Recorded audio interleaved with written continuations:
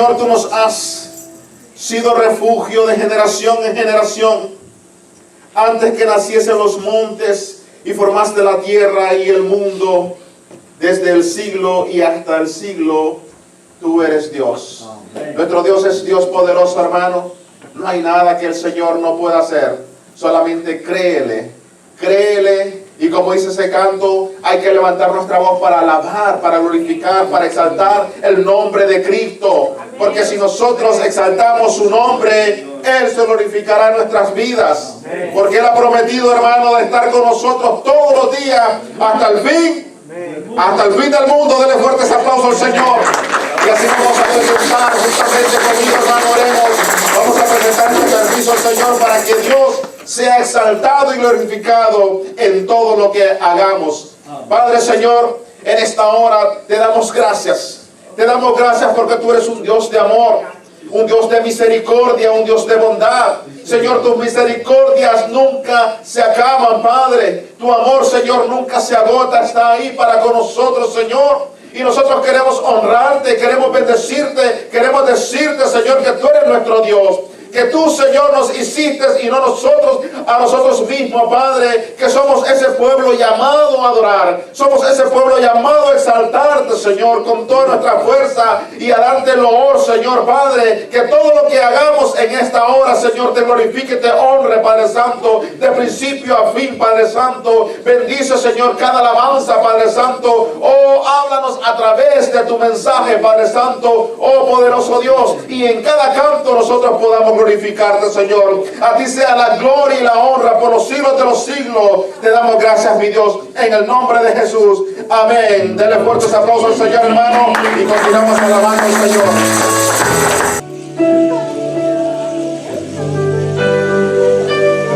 Gracias, Señor Jesús, porque sentimos tu presencia, oh Dios, moviéndote a través de tu Espíritu Santo.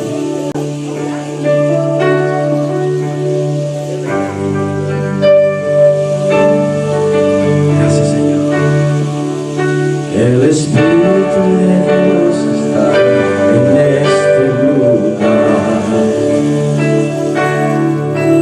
El Espíritu de Dios se mueve en este lugar.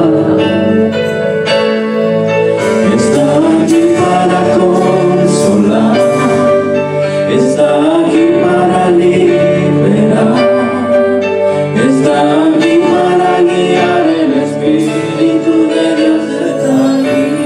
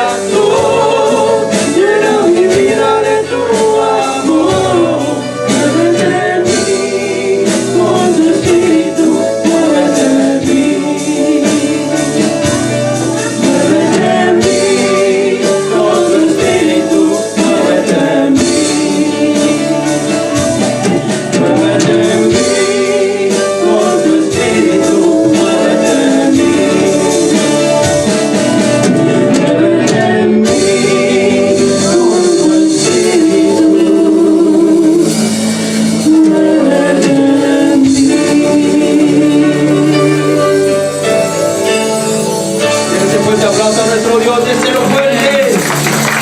Déselo fuerte a nuestro Dios. Qué bueno, Señor, es sentir tu presencia en este lugar, Padre. Por eso, Señor, con tu Espíritu, Dios, llena nuestra vida. Llena nuestra alma, Señor Jesús. Llena nuestro ser, Señor Jesús. Con tu Espíritu, Dios, llena mi vida. Llena mi alma. Llena mi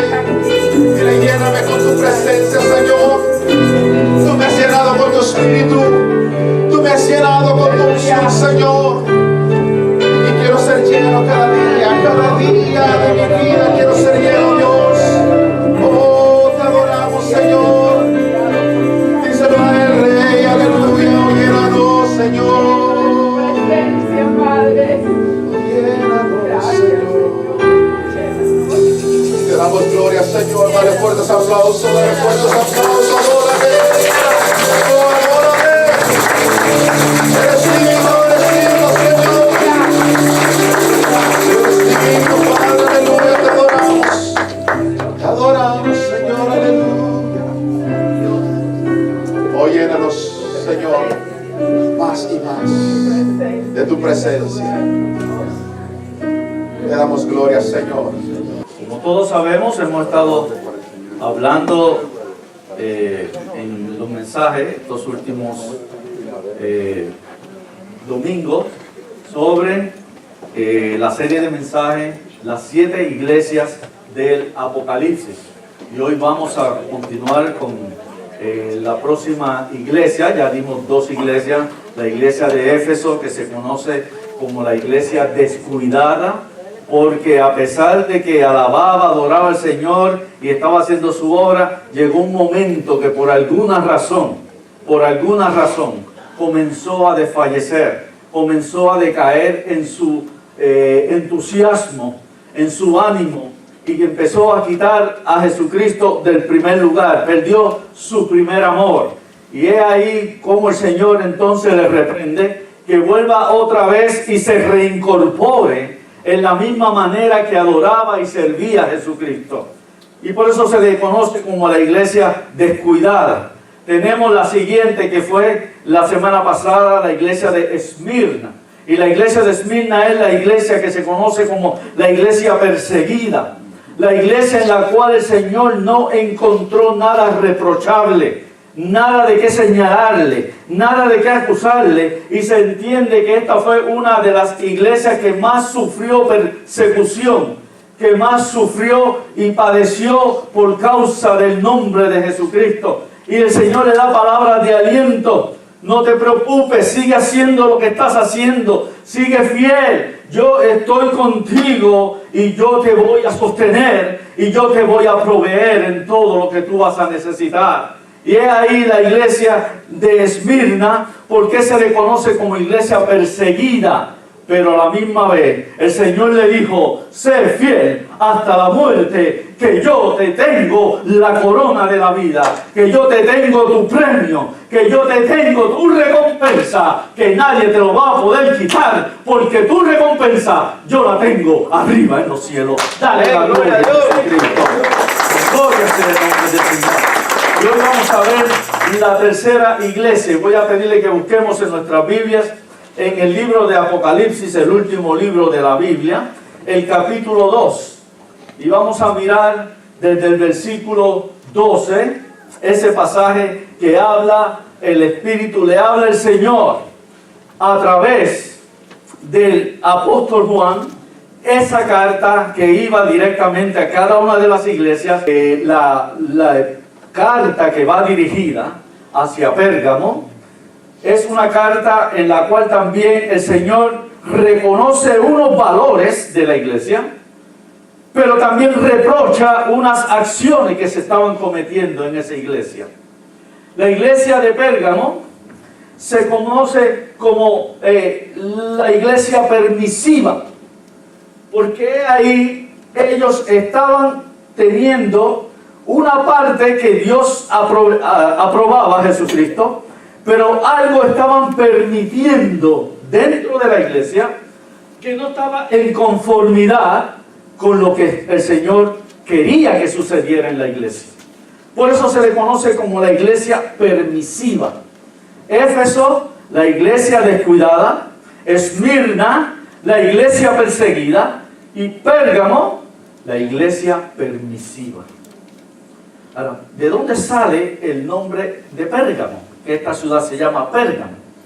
Se entiende, y conforme a los relatos históricos y también comentaristas, la ciudad de Pérgamo era también una ciudad progresiva, una ciudad de visitantes que venían no tan quizás comercial como lo fue Esmirna y lo fue Éfeso, pero sí que era turística, por mucha belleza que también tenía esa ciudad de Pérgamo. Y el nombre Pérgamo se deriva de que ellos tenían en esa ciudad una biblioteca que se considera una de las más grandes bibliotecas de ese tiempo. Solamente la superaba por un poquito la biblioteca que había en Egipto, al norte de Egipto, que se conoce como Alejandría. Y en Alejandría era la biblioteca más grande del momento, y la de Pérgamo dicen que no estaba muy lejos de esa biblioteca de Alejandría. Pero ¿qué sucedía en la biblioteca? En la biblioteca dice que había más de 200.000 libros, pero no eran los libros que usamos nosotros hoy día. Era que habían los papiros, y que luego de los papiros, que fue donde se originó las escrituras, primero fue en arcilla, en barro, luego cuando vino y se hicieron y comenzó a descubrirse y a inventarse el papiro, ya la escritura se hacía en papiros. Pero más adelante mejoraron el tipo de papel, vamos a llamarlo así, el papel papiro, y mejoraron el estilo del material, y ahí es que se llamó pergaminos. Y había en esa biblioteca más de 200.000 diferentes pergaminos. Y fue tanto así la fama que tuvo esa biblioteca y la cantidad de pergaminos, que entonces se estableció ahí en Pérgamo una fábrica de pergaminos. Prácticamente de ahí se distribuía pergaminos a todos lugares. Y por eso sale el nombre de Pérgamo, porque era el lugar donde había una biblioteca gigantesca de pergaminos, y no solamente eso, sino una fábrica de pergaminos. Amén. Y ahí sale el nombre Pérgamo, porque se deriva de pergaminos. Esos eran los libros para ellos. Si iba a la biblioteca, se sentaba, desenrollaba, leía y buscaba el segundo tomo. Y leía, no como los libros nuestros hoy día, pero esa era la manera en que había. Por eso se conoce Pérgamo. Ahora, miren cómo el Señor se presenta. Cómo el Señor se presenta ante esta iglesia, así como el Señor se presenta y se identifica con la situación o necesidad de cada iglesia. Y cuando dice, escribe esta carta a la iglesia, y lo vas a llevar a través del ángel de la iglesia, que es el pastor de la iglesia, para que fuera leída ante todos los hermanos. Y dice, el que tiene la espada aguda de dos filos. Y Cristo se presenta como aquel que tiene la espada aguda de dos filos. ¿Y por qué dice aguda? Esa palabra aguda pues tiene diferentes terminologías y diferentes aplicaciones. Pero en este caso, cuando habla de la espada aguda de dos filos, dice el que tiene la espada de dos filos que está bien afilada, que está para cortar inmediatamente. En la antigüedad, los soldados, cuando usaban sus espadas antes de ir a la guerra, ellos estaban continuamente pasando una piedra. Hoy día le llamamos, ¿cómo? Una lima. Y pasaban una piedra y la volteaban la espada y seguían pasando una piedra, sacándole el mejor filo posible que tuvieran. Se dice que hasta un cabello ellos lo podían cortar con su espada. Hasta poder decir una hoja de un árbol, una hoja de papel, la podían cortar con su espada. Y es aquí donde el Señor está diciendo, yo traigo la espada más afilada que existe, la espada aguda. Ahora, ¿qué simbolizaba? ¿Qué quería el Señor estar diciendo? Él dice que en conformidad donde estaba esta ciudad pertenecía en cierta manera a los griegos, pero el imperio romano se había apoderado y era ahora el imperio que estaba dominando en ese tiempo.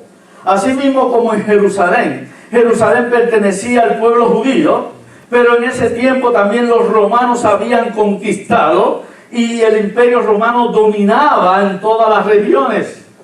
Así mismo sucedía en esta ciudad. Era una ciudad que era de los griegos, pero imperaba el imperio romano. Y ellos eran los que tenían el control y también el dominio.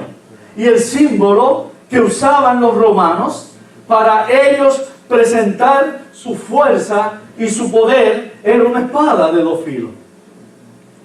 Y según dice la historia, no había una espada más fuerte que la espada de los romanos. Era un ejército invencible. La espada de los romanos era una espada poderosa y que era una espada que ganaba en las batallas, porque era una espada que era superior a las demás espadas de los otros ejércitos.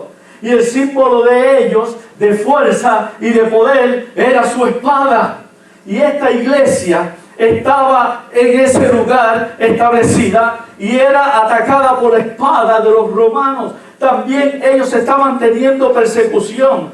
Y cada iglesia en su lugar tenía ese tipo de persecución. Y la espada de los romanos buscaba matar, buscaba destruir. Porque el Señor le está dando a entender a ellos, mira, yo vengo a ti, no con una espada de los romanos, yo vengo a ti con la mejor espada que tú vas a poder conseguir sobre esta tierra. Y es la espada de mi boca, es la espada más afilada. Yo poseo la mejor espada que puede haber. Y esa espada que yo tengo, nadie la va a poder detener. Y por eso dicen en Hebreos 4:12, dice, porque la palabra de Dios, la espada que trae Cristo en su boca, es su palabra. Es su palabra. Y por eso dice que la palabra de Dios es viva. ¿Y qué más? Y es eficaz. Y dice, y es más cortante.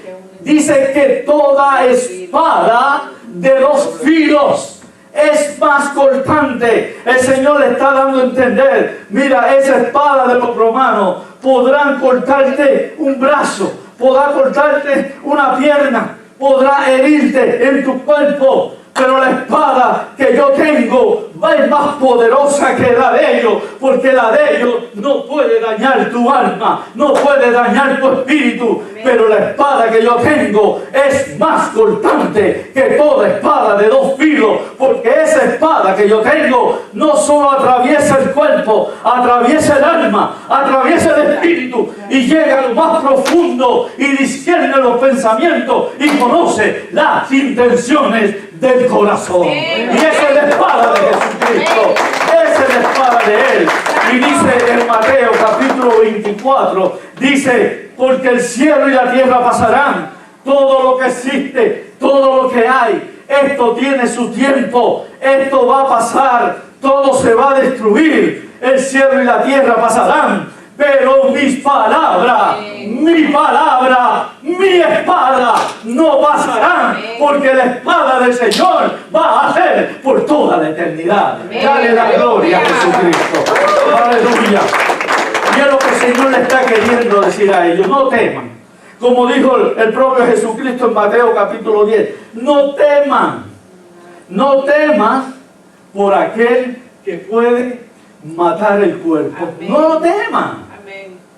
Las iglesias eran perseguidas y eran amenazadas con muerte, y a muchos mataron. Pero el Señor ya había preparado aún a los apóstoles desde antes, cuando Él estuvo en su ministerio terrenal. Y ahí en Mateo 10 dice, no temas al que puede matar el cuerpo, al que hay que temerle es aquel que puede matar el cuerpo y el alma en el lago de fuego. A ese es el que hay que temerle, pero no temerle de miedo, sino de reverencia siempre delante de Él. Amén. Reverencia y respeto delante Amén. De Él. Es lo que a esta iglesia estaba sufriendo y padeciendo, y el Señor se identifica con ella. Pero hay otra aplicación más, pero esa la vamos a ver más adelante. Ahora el Señor entonces les refiere una palabra como la que le ha referido a todas las demás iglesias y a las que también están por venir. El Señor le dice, yo conozco tu ¿qué? Tus obras.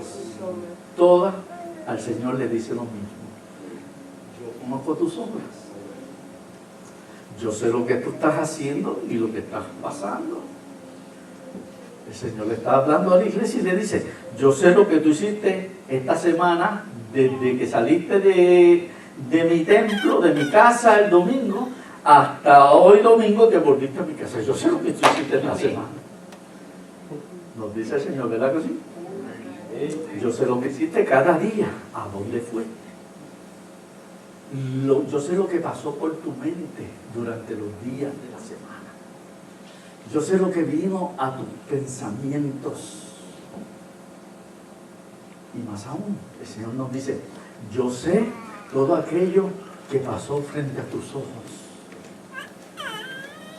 Todo lo que miraste, todo lo que viste, yo sé. Y yo sé lo que entró y pasó por tus oídos. Yo lo sé. Y hacia dónde se fue eso, si se metió un oído y salió por el otro, o se quedó aquí adentro. Yo lo sé. Y el Señor dice, yo también sé lo que entró por tu boca. Yo sé lo que entró, pero también sé lo que salió. El Señor lo sabe todo, ¿verdad que sí? No hay nada que se pueda esconder delante de Él. No hay nada que se pueda echarle tierra, echarle concreto. No importa, no hay nada que se pueda esconder delante de Él. Y ahí es donde el Señor recalca y reafirma, yo conozco tus obras. Yo sé por lo que estás pasando y lo que tú estás haciendo. Ahora le dice a esta iglesia, yo conozco tus obras, pero añade, ¿y dónde moras? ¿Dónde vives? Yo sé dónde tú vives, en el lugar donde está tu residencia, yo la conozco. Y yo sé lo que hay en tu vecindario, y sé lo que hay en tu comunidad. Pero añade, yo conozco tus obras, yo sé dónde moras, pero también él añade, y estás donde tú moras, es en lo que él mismo Señor le llama en el trono de Satanás. Y ahí es que está lo fuerte, ¿saben? ¿Saben? Que cada ciudad, por llamarlo así, cada pueblo, comunidad, tiene su trono de Satanás. Cada lugar. Y ahí, por eso estas cartas son repartidas para todas las iglesias donde se sirve a Jesucristo. No solamente fue para ese tiempo, es para todos los tiempos, porque la palabra pasará. La palabra no pasará. Y esta palabra es tan vigente como fue cuando se escribió, como para el día de hoy que nosotros la recibimos. Es contemporánea, nunca pasa de moda y nunca se queda muy fuera de tiempo. Entonces dice, yo sé dónde tú moras, donde es el trono de Satanás. Ahora, ¿por qué el Señor le llamó el trono de Satanás? Habían cuatro razones por las cuales ahí no las da directamente, pero habían cuatro razones por qué el Señor le llamó el trono de Satanás. Número uno, habían diferentes templos. El primer templo que podemos mencionar era el templo al dios Esculapio. ¿Saben quién era Esculapio? Un griego. Pero eso no era suficiente. Se le conoce a Esculapio como el padre de la medicina. Y Esculapio fue un griego, se le llama médico, que hacía curaciones, sanidades, como un médico. Pero él tenía algo diferente en particular, que usaba diferentes métodos para poder curar y sanar tipos de enfermedades, y una de ellas era que usaba serpientes. No sé si lo han visto el día de hoy, y se ha dado a veces en las noticias, personas que están tratando de usar métodos antiguos para traer ciertas curaciones al cuerpo, cuando hay personas que padecen de ciertos males, ciertos dolores, y acuestan a la persona y boca arriba y le ponen serpientes sobre el pecho, y esas serpientes están ahí un rato dando como si fuera masajes, y según ellos ciertas vibraciones, y cuando no, entonces lo voltean del otro lado y se la ponen en las espaldas para que eso también le dé ciertas terapias. Pues dice que Esculapio, un médico sobresaliente de los griegos, y por eso sigue al día de hoy las técnicas que él usó, porque eran beneficiosas y funcionaban. Pero que él usó como símbolo para él usar ese tipo o identificarse para ese tipo de prácticas que él hacía, usó una serpiente enrollada sobre una vara. ¿La han visto? En las farmacias, en lugares de clínicas, en lugares donde se dan tratamientos a pacientes. ¿Verdad que la han visto? Eso viene de la mitología griega, de Esculapio. Por eso se llama el padre de la medicina.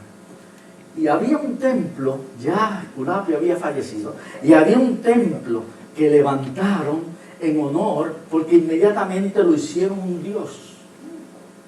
Los griegos y los romanos no perdían el tiempo para ser un dios. Se parece a ciertas religiones, ¿verdad? Inmediatamente levantaban un templo para ese dios. Y estaba el templo del dios Esculapio.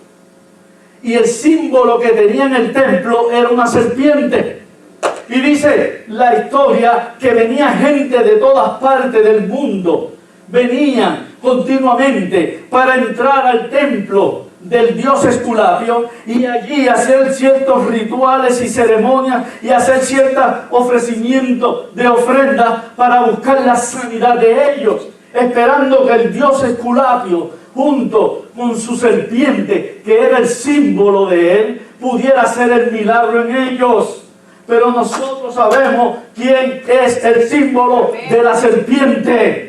Y es lo que pasa, que mucha gente hace tipo de práctica, pero detrás de todo eso hay algo que está escondido. Detrás de todo eso hay algo que no se quiere dar a la luz. Y es que en todas esas prácticas que son tipo ocultista, no puede estar del todo correctamente, porque la base principal y fundamental de toda práctica ocultista está el mismo Satanás ahí metido. En todas las prácticas ocultistas.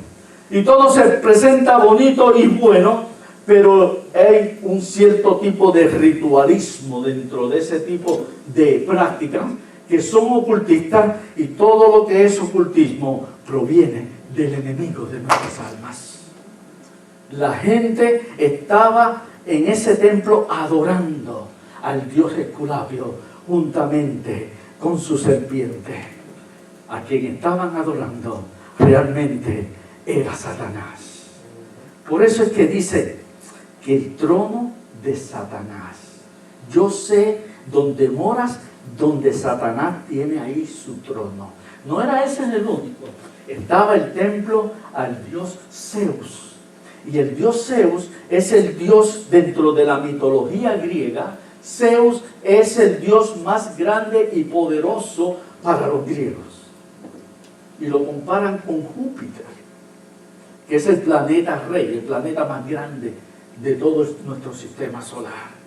Y no solamente rendían culto al dios Zeus, había otro templo, que ese entonces lo establecieron los romanos, porque ahora ellos dominaban. Y el templo que los romanos establecieron era el templo a la diosa Venus.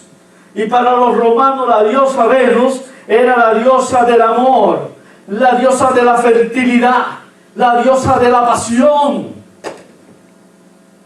Ya pronto vamos a dar un poquito más de detalles sobre ese templo de la diosa Venus.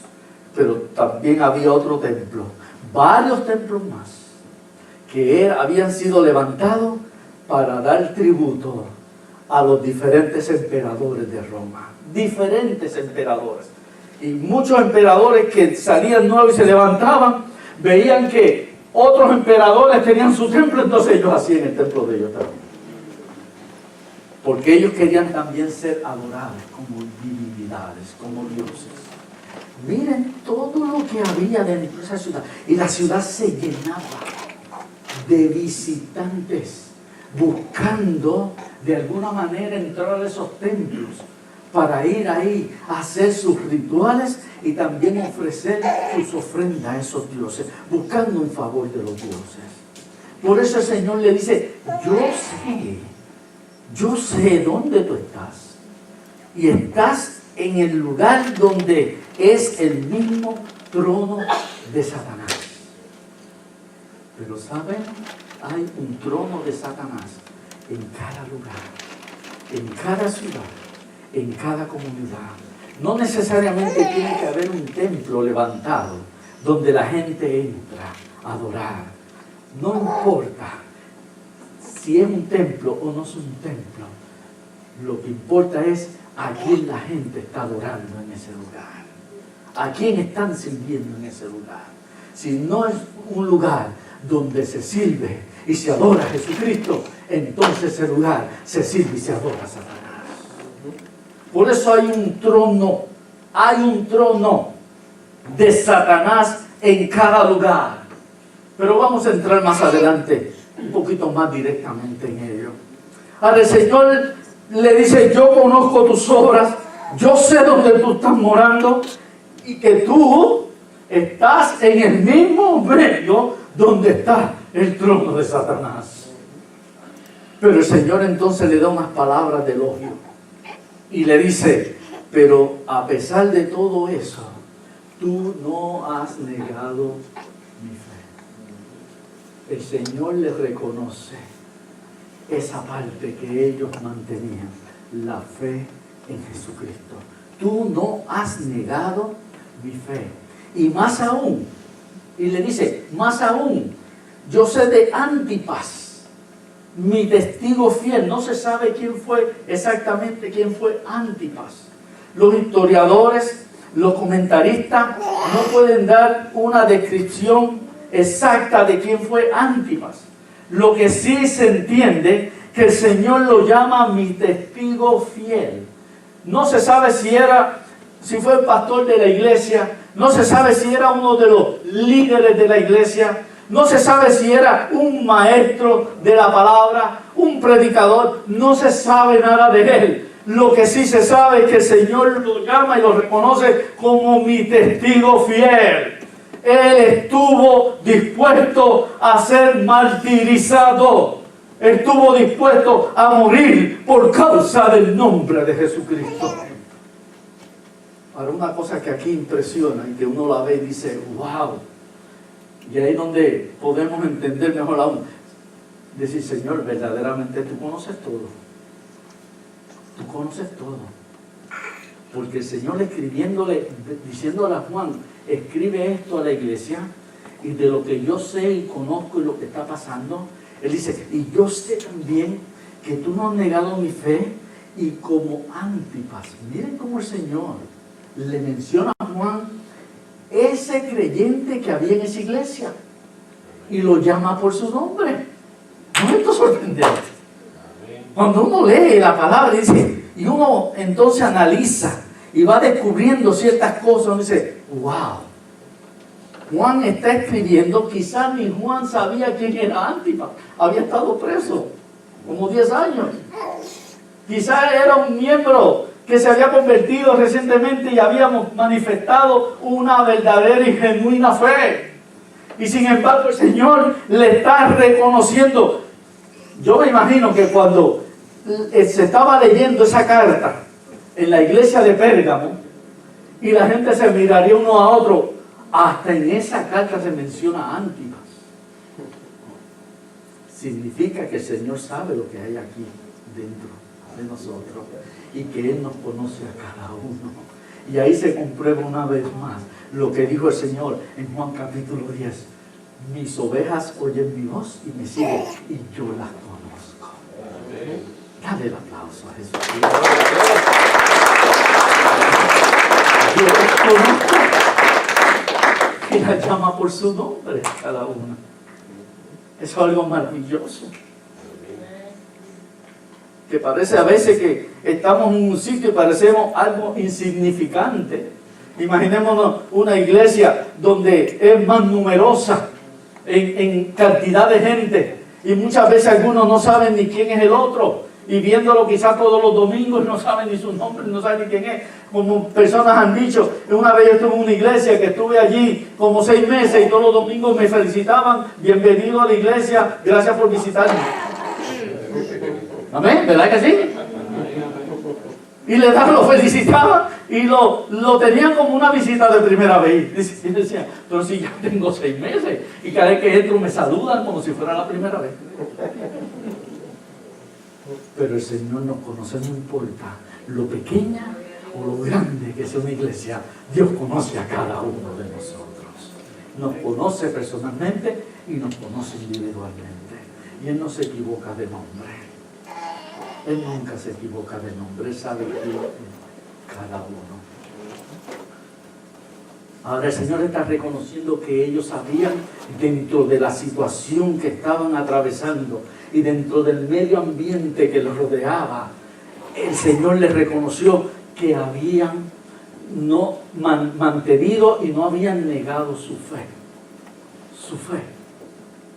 Hay una clase dentro de lo que se estudia la teología en los institutos. Hay una clase y seminario que se llama apologética. Los que han estudiado, los que la han conocido, la han escuchado, apologética. Y esa es una clase que se da porque es necesaria. Y eso se deriva de la palabra que es apología. Y conforme al diccionario, apología es cuando una persona tiene un ideal o tiene algo en lo cual esa persona cree lo defiende, como se dice por ahí, a capa y qué, y espada. Algunos dicen lo defiende como gato boca arriba. No sé si han escuchado esos refranes. Busquen Santiago capítulo 7 y capítulo 8, lo van a encontrar todo ahí. Y la apología lo que es una defensa que se pueden presentar argumentos, evidencias que la persona tiene en cuanto a ese ideal o a esa creencia. Y no importa cuál sea su ideal, cuál sea su creencia, la persona está seguro de eso que cree y presenta cualquier tipo de argumento para sostener esa idea. Y eso es lo que es una apología. Entonces, en la teología, además de otros cursos que se toman, está el de apologética. Y apologética es que aprendamos a defender lo que es nuestra fe. Y dice en Primera de Pedro, capítulo 3, versículo 15, dice Pedro hablándole, y esta carta del apóstol Pedro era para todas las iglesias, no una iglesia directamente en particular, es para todas las iglesias. Y dice que están preparados. En ese versículo 15, Primera de Pedro 3, dice, estar preparados en todo tiempo para presentar defensa de nuestra fe en Jesucristo. Que estemos preparados en todo tiempo. Y ahí es que sale lo que es la apologética, que nosotros tenemos una fe y hemos puesto una fe, pero esa fe va a ser puesta a prueba, y que nosotros, a la fe ser puesta a prueba, estemos preparados para presentar defensa de lo que yo digo, que yo creo en cuanto a esa fe. Ahora dice, presentar defensa de nuestra fe, pero dice, con mansedumbre. Y eso es importantísimo, ¿verdad? No dice, presenten su oferta, su prueba, prepárense bien para que presenten su defensa de la fe. No sé, cada vez me queda más pequeño pero es que se encogen al lavarla. Y dice que presenten defensa de nuestra fe. No es para pelear, no es para alterarse, no es para discutir en una forma de rivalidad. Nuestra fe la tenemos que presentar más que nuestros dichos, con nuestros hechos. Más que decir, la fe es un hacer. La fe es una acción. Por eso el Señor dice que Él tenía autoridad, no como, y la misma gente lo comparaba. Cuando lo oían hablar y predicar, la gente lo seguía y decía, porque veían en Él la autoridad, y no como los fariseos, saduceos y escribas. Porque lo que ellos decían, ellos no lo hacían. Pero lo que Cristo decía, Él siempre lo hacía. Y Él no solamente enseñaba con sus palabras, Él enseñaba con su propio ejemplo. Y la fe siempre va a ser puesta a prueba. No importa dónde estemos o lo que hagamos, nuestra fe siempre va a ser puesta a prueba. Había un cántico, una alabanza que cantaba un grupo algunos años atrás. Bueno, me lo contó mi papá. Decía ese cántico, es muy fácil, no sé si lo habrán oído. Pues fue mi papá que me lo contó, quizá mi abuelo. Es muy fácil alabarte cuando todo marcha bien. Es muy fácil. Si todo me sale bien, tengo todo, estoy tranquilo, estoy contento. Ay, gracias Señor, pero cuando vienen las pruebas, ahí es que se sabe dónde está nuestra fe. Por eso es que la Escritura dice que tenemos que ser pasados por prueba, por el fuego de la prueba. Y dice en Santiago, ese sí lo dice en Santiago, capítulo 1, tened por sumo, ¿qué? Gozo, cuando os halléis en diferentes pruebas. Y también lo dice en Primera de Pedro, el capítulo 4, perdón, lo dice también él, que no nos sorprendamos de la prueba de fuego que va a venir sobre nosotros por ser creyentes en Jesucristo, por ser seguidores de Cristo. No nos sorprenda si va a venir pruebas de fuego, que vamos a pasar por diferentes tipos de situaciones. Pero tengamos también, dice el apóstol Pedro, gozo en el Señor, porque dice que esos mismos padecimientos los tuvo el Señor Jesucristo. Y si Él los tuvo, como Él dijo, ustedes no son mayores que su maestro, y a mí, que soy el maestro, me han hecho esto. A ustedes, que son mis discípulos, también lo van a padecer y sufrir.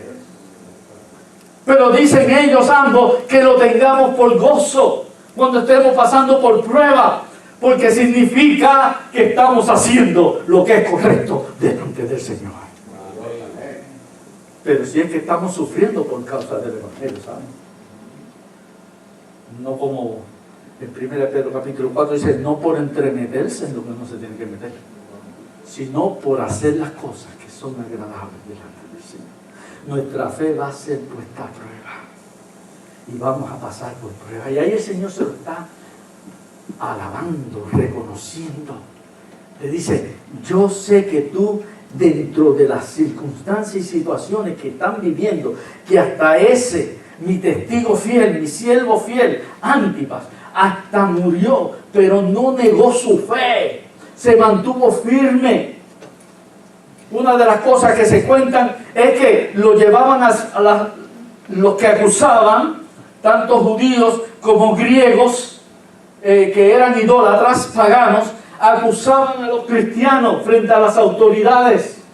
Y las autoridades romanas eran los únicos que tenían el derecho a hacer juicio sobre las personas. Y ellos le ponían la espada frente a su pecho o en el cuello y le decían, niega tu fe, niega a Cristo, adora al emperador o vas a morir en este momento. Ahí era ahí es que se sabía si es una fe genuina y sabía en quién había creído. Y dice que ahí es donde muchos murieron, porque ellos querían que adoraran al César y que dijeran al César que él era su Señor. Y ellos decían, lo siento mucho, César no es mi Señor, Cristo es mi Señor. Pero están en la gloria de Jesucristo. Amén. Gloria a Dios. La pregunta es, ¿estamos dispuestos a la prueba? ¿A pasar por cualquier prueba? No temamos al que puede cortar y matar el cuerpo. Hay que temer, respetar a aquel que mata no solo el cuerpo, sino también el alma en el lago de fuego. El Señor les reconoció y reconoció la valentía, fidelidad de ese siervo fiel que fue Antipas. Ahora, el Señor le dice, pero todo esto es bueno, pero tengo que unas pocas cosas. Yo no sé si detenerme aquí o sigo. Seguimos. Seguimos, amén. Hasta las 3. Se acabaron los amenes. Pero es ahí donde el Señor dice, pero ¿sabes qué? Todo eso está bueno, pero ahora viene el pero. Pero tengo unas pocas cosas contra ti. Ahora, cuando dice el Señor unas pocas, no se refiere al sentido numérico, que si son muchas, eso está malo, que si son pocas, pues eso no está tan malo. No, cuando el Señor dice unas pocas, no significa si es la situación es muy grave o no es muy grave. No se refiere a que, aunque sean pocas, no dejan de ser situaciones que hay que prestarle atención. Pueden ser muchas y a lo mejor son muchas insignificantes. y pueden ser pocas y no ser insignificantes. Y el Señor le dice, tengo pocas, algunas cosas, no son cositas, cosas contra ti. Así es que la situación era de gravedad. Aunque eran pocas, la situación era muy urgente e importante. Y le dice, porque aunque hay un grupo que ha mantenido mi fe y he estado dispuesto a la prueba de la fe, estar firme, pero tengo unas pocas cosas contra ti, que has permitido, y el Señor no dice que fueron todos, eran todos, has permitido que algunos mantengan la doctrina de Balaam y otros también manteniendo la doctrina de los nicolaitas. Y aunque parecen que tienen algo en común, parecido, pero hay una diferencia también entre ellos. Y ambos tipos de doctrina, que eran herejías, que se estaban y ya se habían metido en la iglesia, es ahí donde el Señor lo toma como algo urgente. La doctrina herejía de Balaam y también la doctrina herejía de los nicolaitas. Y para ir un poquito más rápido, Balaam fue un falso profeta. Y ustedes han escuchado quizás a Balaam, es un falso profeta para el tiempo en que el pueblo de Israel estaba atravesando el desierto. Y hubo un momento, y eso se encuentra en el libro de Números, de los primeros 5 libros de la Biblia, está el cuarto libro que es Números. Y el número del capítulo 22, más o menos hasta el capítulo 25, relata la historia de Balaam, el falso profeta. Y dice que Balaam fue usado por Balac, el rey de los moabitas, fue usado para que maldijera al pueblo de Israel. Porque el pueblo de Israel ya, la gente, los reinos temían por las proezas, el poder que ellos manifestaban a través del Dios de Israel. Y ya esa voz se había corrido, cómo salieron de Egipto, cómo cruzaron el Mar Rojo y cómo Dios les estaba proveyendo a través del desierto. Y cómo ellos estaban avanzando y sacando todo tipo de obstáculos que se le interponía en el medio. Pero sabemos quién es el que le daba el poder y la fuerza al pueblo de Israel. Porque si no hubiera sido por el Señor, ellos hubieran perecido todos, ni hubieran cruzado el Mar Rojo, y si lo hubieran cruzado, hubieran muerto en el desierto. Pero cómo Dios les proveyó y los cuidó. Y ellos tenían al pueblo de Israel y el Dios de Israel. Y le llamaban el Dios sin rostro. Porque no había una manera que ellos pudieran hacer del Dios de Israel. Los demás reinos tenían sus dioses. Pero ellos le temían al Dios sin rostro. Y aunque nosotros no lo hemos visto, pero un día estaremos juntamente con Él. Amén. Un día estaremos con Él. Y le veremos, ¿qué dice la Escritura? Cara a cara. Tal como sea. Y dice que Balaam fue usado para que maldijera al pueblo de Israel y no pudiera venir a atacar a los moabitas. Y Balac, este rey moabita, usó los servicios, le pagó mucho dinero, mucho oro, pero en vez de Balaam, en vez de maldecir al pueblo y hacer algo contra el pueblo, no pudo, porque reconoció que el Dios de Israel era demasiado de fuerte y poderoso para poder él maldecir a ese pueblo. Pero ahí es donde viene entonces la situación. Ahí es donde el enemigo se aprovecha. Cuando no puede contra algo, porque Dios los está protegiendo, entonces busca la manera cómo se va a meter adentro. Y esa es la estrategia que se usa en el ejército. La estrategia principal del ejército, cuando va a enfrentarse en una guerra o a un enemigo, es: ¿conoce a quién? A tu enemigo. Conoce a tu enemigo. Los dos puntos importantes dentro de una guerra, en cuanto al lema conoce a tu enemigo, es el primer punto: saber cuán fuerte es, pero también saber cuán débil es. Todo el mundo tiene una debilidad. Todo el mundo es frágil, vulnerable en algún punto. Y ellos estudian al enemigo y dice, no lo podemos atacar por aquí porque nos van a destruir, pero podemos atacarlo por acá porque son indefensos ahí. ¿Y qué hizo Balaam junto con Balac de parte de Satanás para hacerle daño al pueblo de Israel? Entonces, ya que no podían atacarlo por el poder y la fuerza que ellos tenían a través del Dios de Israel, entonces buscaron meterse y dar por la parte más débil del ser humano y buscaron lo que es los placeres de la carne. Y entonces empezaron, como ellos necesitaban comer, ya estaban cansados del maná, que caía maná y maná y maná. Pues ya entonces lo que hizo, empezaron a hacer sacrificio a los dioses, Balaam y Balac, y esa comida sacrificada a los ídolos comenzaron a dársela al pueblo. Y ya ellos estaban siendo infieles al único y verdadero Dios. Una cosa tan sencilla, ¿verdad? Pero ya ellos estaban quitando sus ojos y la honra al Dios de Israel y honrando a los dioses paganos. Y no solamente eso, cuando festejaron y comieron, entonces idearon, vamos a enviarle mujeres a los soldados.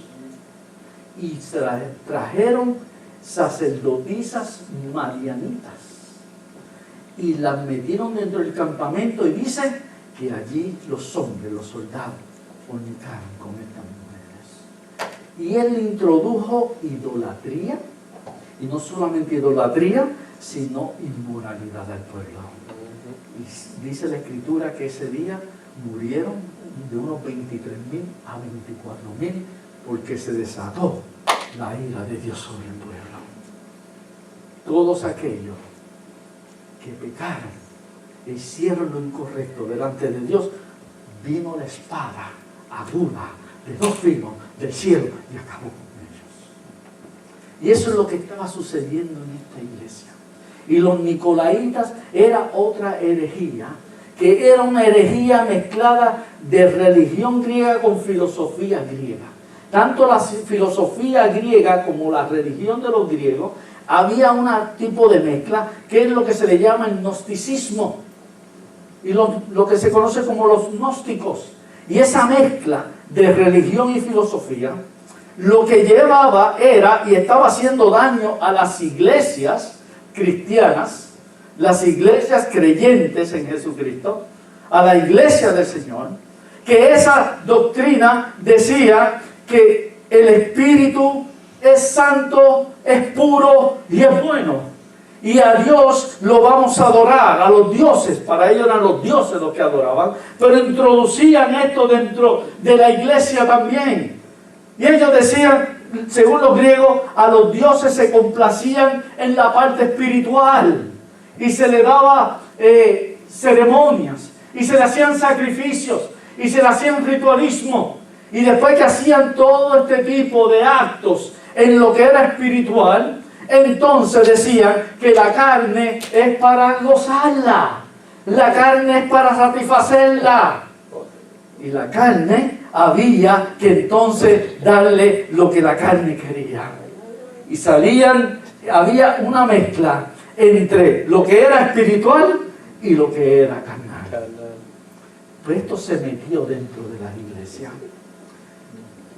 El templo a la diosa Venus, y ahí fue que le dije que le iba a hablar un poquito más en detalle. El templo a la diosa, y por eso iba tanta gente, y visitaba estos templos, y la iglesia se estaba enfrentando, y gente que se convertía, gente de la misma comunidad y sociedad, se estaba metiendo en las iglesias con estas ideas, y la iglesia lo estaba permitiendo. Y es que en el templo de la diosa Venus, después que se hacían las ceremonias, el ritualismo y se le daban las ofrendas, entonces se hacían unos banquetes de comida que eran ofrecidas a los ídolos. Y después que se ofrecían a los ídolos, entonces vengan todas las bebidas y tomaban borracheras. Y después que tenían todo lleno gorditos, contentos y borrachitos y bien en ese tipo de ambiente de borrachera y comida. Entonces venían lo que eran las orgías, venía lo que era la prostitución, venían lo que era la lujuria, la lascivia, y ahí gozaban y disfrutaban lo que era la inmoralidad y toda la depravación. Eso estaba afectando la iglesia. Estos dos tipos de doctrina, la de Balaam, que hizo que el pueblo idolatrara y cometiera inmoralidad, fornicación, y la de los nicolaitas, que ya que hemos servido al Señor, lo hemos honrado con nuestro espíritu, ahora vamos a disfrutar de las cosas de la carne. ¿Y saben qué? El Señor le está reprendiendo porque dice, ahí tiene esos grupos que están haciendo daño dentro de la iglesia. Ahora, ¿por qué estas personas estaban teniendo este tipo de ideales? Aparte de que ellos lo querían disfrutar, pero venían de afuera y metiéndose en la iglesia. Satanás sabía que esta iglesia había sido poderosa en fe y el Señor se los reconoció. Ustedes han manifestado una fe genuina que no la han negado y aún han estado dispuestos a morir por causa de mi nombre. Y es ahí donde Satanás sabía que por más ataques que venían de afuera del ejército, amenazando, matando, la iglesia no se acobardaba, ni la iglesia no dejaba de seguir predicando a Jesucristo. Pero entonces ahí es donde está, él dice, pues ya que no podemos contra esa fe, ahora vamos a meternos por el otro lado, donde es la debilidad del ser humano. Y ahí donde entonces apela a nuestras partes sentimentales, emocionales y también a los deseos de la carne. Y ese es el peligro. Él sabe que no puede contra nuestra fe, pero nos puede hacer tropezar y caer, aunque mantengamos nuestra fe en el Señor. Pero nos puede hacer tropezar y caer.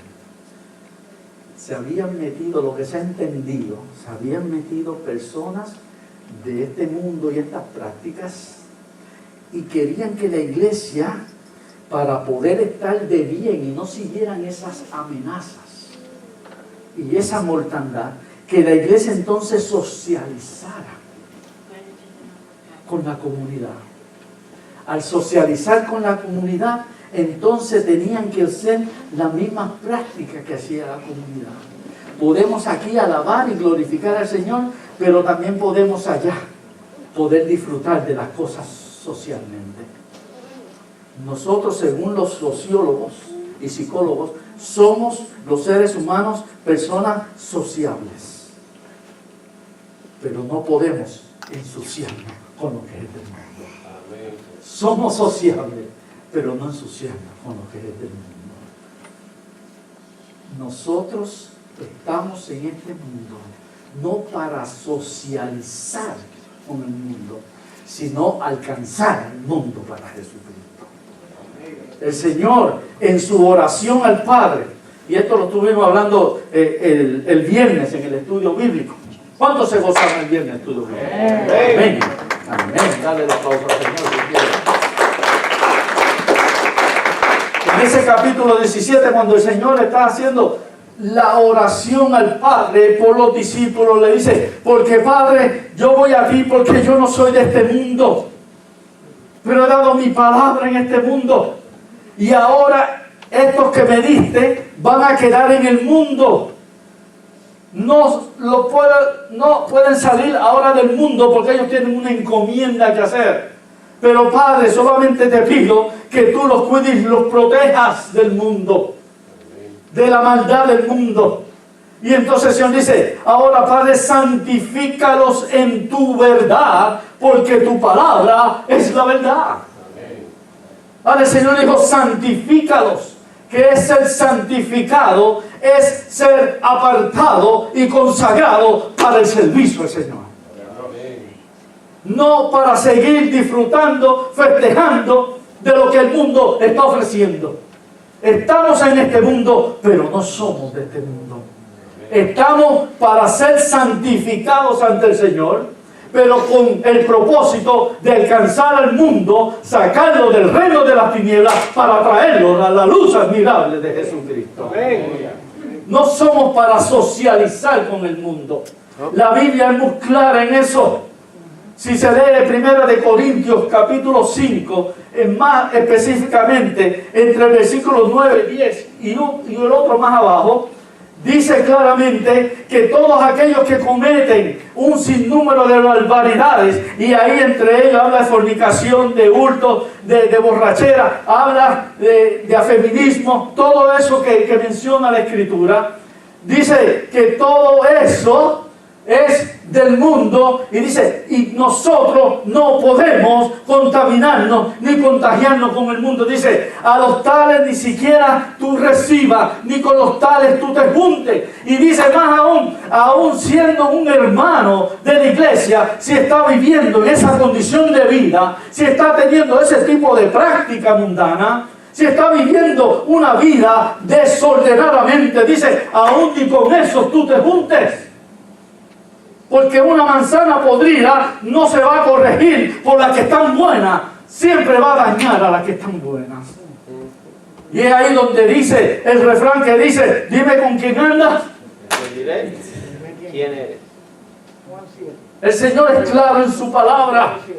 Dice en 2 de Corintios el capítulo 6, porque no te juntes con yugo desigual. Y aunque el primer punto, eso es lo que se refiere en primera aplicación al matrimonio, pero también tiene otras aplicaciones, otras derivaciones, porque dice, ¿en qué va a consistir entre Belial y Cristo? No puede haber armonía entre Belial y Cristo, y Belial se te refiere a Satanás. Entonces nosotros no podemos tratar de buscar el mundo para unirnos al mundo con la excusa de ganarlo para Jesucristo. Si estamos en el mundo es para alcanzar el mundo para Cristo, pero no para compartir lo que es el mundo, mucho menos comer del plato del mundo, ni beber del vaso del mundo, ni disfrutar en la manera en que disfruta el mundo. Somos para honrar a Jesucristo donde quiera que nosotros. Gloria a Dios. Eso es lo que se estaba introduciendo en la iglesia. Y aquellos que estaban trayendo ese tipo de herejía estaban tratando de arrastrar a la iglesia a gozar y disfrutar de ambos lados. No se puede servir a dos señores. Porque vas a amar a uno y despreciar al otro, o vas a amar a este y despreciar al otro. De una misma fuente no pueden salir dos tipos de agua. O es agua dulce o es agua amarga. O es Pepsi-Cola o es Coca-Cola. Nosotros tenemos que honrar solamente a Jesucristo y servir al Rey de Reyes y Señor de Señores. Gloria a Dios, gloria a Dios. Esto es lo que consistía la situación de esta iglesia, y que estaba a punto de comenzar a llevar ese pecado delante del Señor. Y es donde el Señor le dice, arrepiéntete. Esa es la advertencia entonces que da el Señor. Ya les reprochó el mal, el pecado que había en ellos, que era desaprobado totalmente. Ahora el Señor le dice, ahora arrepiéntete. Considera en lo que has caído y cambia. Arrepentirse es cambiar el error que se ha cometido, poder corregir el error. Y el Señor dice, arrepiente, porque ¿sabe qué? Si no, yo mismo vendré a ti con la espada aguda de los cielos. Ahí es donde está la otra aplicación. Ellos estaban muriendo por la espada de los romanos, pero el Señor les hizo ver que la espada de él es más grande que lo de los romanos, que no temieran. Pero ahora le dice, ahora si ustedes no van a arrepentirse y prosiguen, entonces yo mismo voy a traer mi espada de los filos, aguda, para poner las cosas en su sitio. Cuando nosotros estábamos, algunos, ya pasamos esa etapa de estar criando los hijos pequeños. Hay otros que están en esa etapa. cuando los hijos no se habían comportado en la manera en que le habíamos dicho o esperábamos, nosotros le decíamos, arrepiéntete, corrige eso, porque eso tú lo hiciste, tú lo corriges.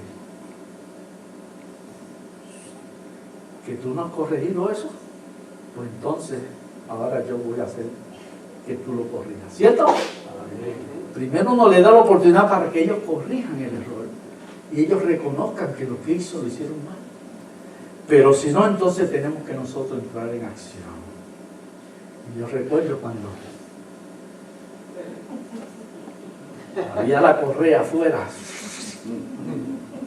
se enrollaba en la mano. ¿Cuántos pasaron por eso? Por eso estamos aquí hoy día, ¿verdad? Al día de hoy, las autoridades han quitado la autoridad a los padres de lo que nos enseña la palabra. Dice, corrígelo con azote, pero también con vara. Y cuando no había el azote, que era la correa, en el tiempo ellos tenían un azote especial para eso, ¿sabes? Y había una vara especial para corregir. Pero corrección ¿con qué? ¿Acompañada de qué? De amor. Porque era para que se corrigiera el mal, no para empeorarlo. Cuando se descarga la ira, se empeora. Cuando se hace con amor, entonces se obtiene el buen resultado. Entonces, cuando dice el azote, es la correíta, lo que tengamos, o la varita. ¿Y a cuánto le picó esa varita? Pero gracias al Señor estamos aquí. ¿Amén? Amén. Amén. Y es la partecita esa. Entonces, esa corrección es necesaria.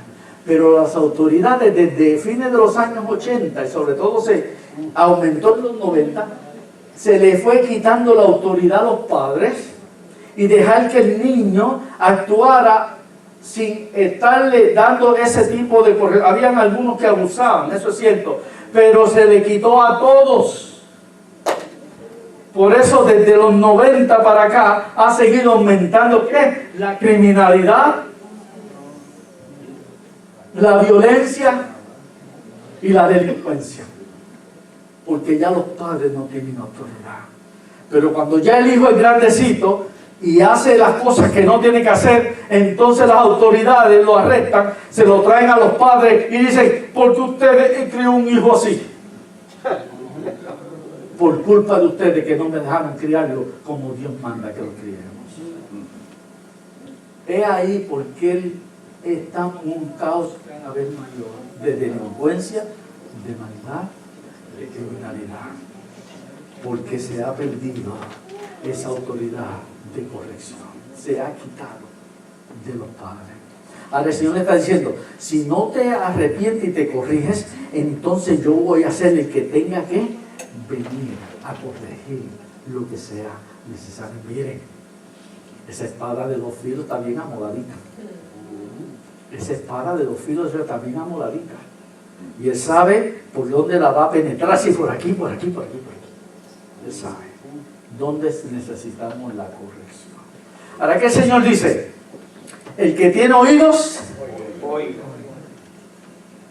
para oír, oiga lo que el Señor tiene que decir, lo que el Espíritu le tiene que decir a la iglesia.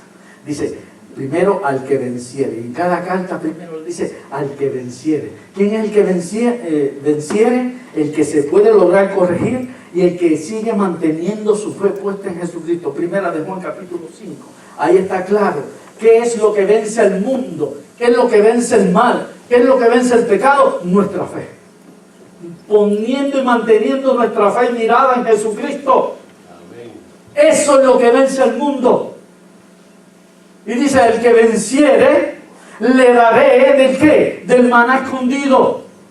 ¿Y cuál es el maná escondido? Es lo que se entiende. El único maná que había estado escondido era aquel maná que estaba dentro del arca, dentro del tabernáculo, en el lugar santísimo. Ahí había las tablas de la ley, estaba la vara de Aarón que volvió a rebeldecer y estaba también pan o pedazo del maná con el cual el Señor sustentó por 40 años. Y ese maná estaba ahí metido, estaba escondido. Y cada una de esas partes y de todas las partes del tabernáculo era una representación de Jesucristo. Era un prototipo de Cristo. Y ese maná lo que significaba y simbolizaba el sustento que Dios le dio al pueblo durante esos 40 años. Y no le faltó comida durante el desierto, porque Él es nuestro sustentador. Y ese maná escondido ahora viene a ser el mismo Cristo, que es el que nos da la vida. Y Él dice: venid a mí todos aquellos que estén sedientos, que estén hambrientos, porque si el que me come a mí y el que me bebe a mí no va a perderse, sino va a tener la vida eterna. Y el que come a Cristo y se satisface de Cristo, ese es el maná escondido, porque vamos a gozar a Cristo por toda la eternidad. Dale la gloria al Señor. Ese es el maná escondido que Él está hablando. Es al mismo Cristo el que nosotros vamos a disfrutar y tener por toda la eternidad. A ese se le va a dar del maná escondido. Se le garantiza la vida eterna. Pero añade algo más. Dice: y le daré una ¿qué? Piedrecita. ¿De qué color? Blanca. Se la voy a dar. Y en él su nuevo nombre escrito. ¿Para qué era la piedrecita? ¿Cómo esto cuesta? Aunque no son las tres. ¿Qué significaba esa piedrecita blanca? Miren, conforme, vuelvo y repito, y es que para poder comprender mejor esto tenemos que ir lo que era la historia, las costumbres, tradiciones. Según los historiadores y comentaristas en cuanto a tradiciones y cultura, decían que esa piedrecita blanca en muchos lugares se practicaba cuando había una gran celebración, una gran fiesta, que eran invitados como exclusivos. Y hoy día se ve eso, ¿verdad que sí? Que le llega por correo una invitación, está invitado para la gran cena, y lleva la invitación cuando va a pasar por el portero, que es los únicos que ellos tienen que revisar, y uno le enseña la invitación. Pase. El que no tiene invitación se queda fuera. Pues en muchos lugares que habían grandes fiestas y celebraciones, a las personas exclusivas, ¿cómo se le dice a las personas exclusivas? VIP. Los VIP, es muy importante. Les daban esa piedrecita. ¿Ahora qué hacían? Le escribían el nombre encima de la piedrecita de la persona. La piedrecita la partían por la mitad. La persona se quedaba con una mitad y la otra mitad se quedaba con los anfitriones, los de la fiesta. Cuando la persona iba para entrar a la gran fiesta, a la gran celebración, le pedían la piedrecita, la tenía en la mano y le enseñaba, y tenía la mitad del nombre. Ellos buscaban la otra mitad, y si caía perfecto, entonces podía pasar. Y estaba el nombre de la persona escrito ahí. Ahora el Señor dice, parece que en este lugar se acostumbraba, porque a ellos es que le habla de la piedrecita blanca, a los de Pérgamo. Y el Señor le dice: al que venciere, le daré del maná escondido, pero también la piedrecita blanca. Y en esa piedrecita blanca, un nombre nuevo. Un nombre nuevo. Nosotros vamos a tener la piedrecita blanca, y ya la tenemos, que es el Espíritu Santo que está en nosotros, que nos ha dado el sello de aprobación y la garantía para estar en esa gran celebración que se va a dar allá arriba en los cielos, cuando estemos con Cristo y celebremos la boda del Cordero. Estamos todos invitados y tenemos la piedrecita blanca, que es el sello del Espíritu Santo con nosotros. Dale la gloria a Jesucristo. Sí, Señor. Ahora dice ahí que un nombre nuevo. Cuando nosotros ya estemos en el cielo con Cristo, ya no vamos a tener el mismo nombre que tuvimos aquí mientras estamos en la tierra. Porque allá en el cielo, cuando llamen a Luis, ¿cuántos Luis van a aparecer? Cuando llamen a Jaime, ¿cuánto Jaime? No sé si hay muchos esculapios, pero yo creo que no fue para allá. Pero el Señor nos va a dar un nombre que se va a identificar en la manera en cómo fuimos nosotros aquí en la tierra y cuál fue nuestra fidelidad al Señor. Y ustedes saben que de la antigüedad después se fue perdiendo eso poco a poco, pero más desde el Antiguo Testamento los nombres se daban conforme a lo que iba a identificar a la persona, ¿verdad que sí? Y esos nombres, cuando lo vemos, tenían un significado. Y ese nombre identificaba y daba a entender la personalidad y su desempeño. ¿Qué tipo de persona era? Y así se le ponían. A muchos que tuvieron ya un nombre, el Señor se los cambió. Por ejemplo, Abraham. Era Abraham y se lo cambió por Abraham, padre de multitudes, de muchedumbre. Así mismo sucedió a Moisés, se le puso el nombre porque él fue sacado de las aguas. A Caleb, que acompañó a Josué, su nombre significaba espía y eso fue su labor durante el pueblo. Y otros más nombres. A Pedro, el Señor le cambió el nombre de Pedro, de Simón, a Pedro, porque significa piedra o roca pequeña, porque la roca grande se llama Jesucristo. Y así mismo, cada uno fue cambiado el nombre y también a otros ya venían con su nombre. Cuando el apóstol Juan el Bautista iba a nacer, una de las cosas que le dijo el ángel a Zacarías, su papá, era que su nombre iba a ser ¿qué? Juan. Y Juan significa hombre fiel. Y Juan el Bautista fue el hombre fiel que introdujo a Jesucristo a este mundo. Y vemos así cada nombre. Nosotros vamos a tener un nombre nuevo cuando estemos allá arriba en los cielos. Y ese nombre nos lo va a poner Cristo a cada uno de nosotros. Y ese nombre es el que vamos a llevar por toda la eternidad. Pero ese nombre va a ser conforme a nuestra personalidad, nuestro carácter, nuestra fidelidad al Señor y nuestro servicio al Rey de Reyes y Señor de Señores. Ese nombre no se va a repetir. Cada uno va a tener su propio nombre. Amén. ¿Cuántos tienen la pielecita blanca? Amén, gloria a Dios. ¿Y cuántos van a recibir su nuevo nombre? Dale la gloria. Señor le bendiga a todos. Vamos a estar puestos en pie. Y vamos a tener este cántico. Mientras cantamos, el altar está abierto. El altar está abierto.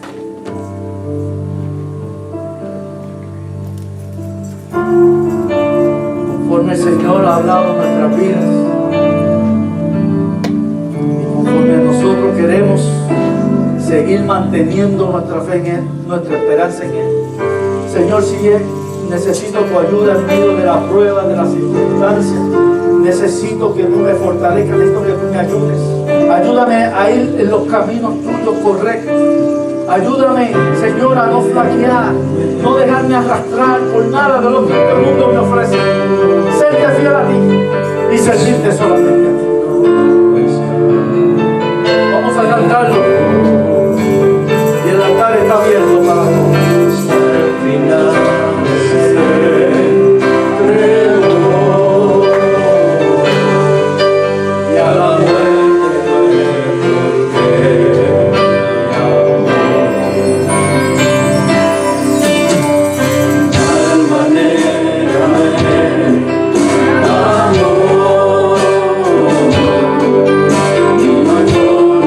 Amor,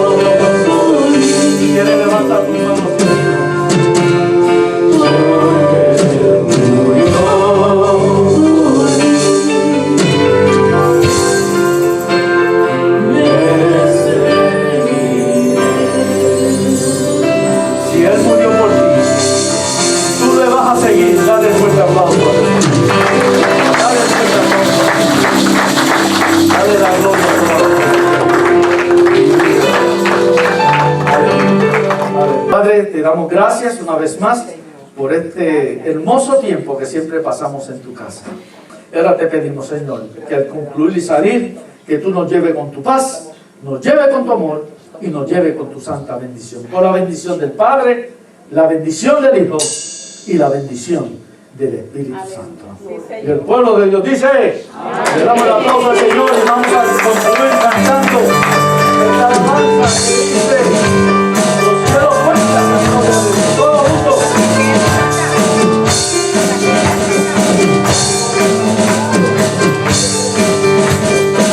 Cielos cuentan, gloria al Señor, en el momento anunciar su obra, de día y noche su vida mi voz, proclamando su grandeza, y yo proclamaré tu grandeza y tu poder, anunciaré con mi vida que tú eres grande, y como el cielo y la estrella.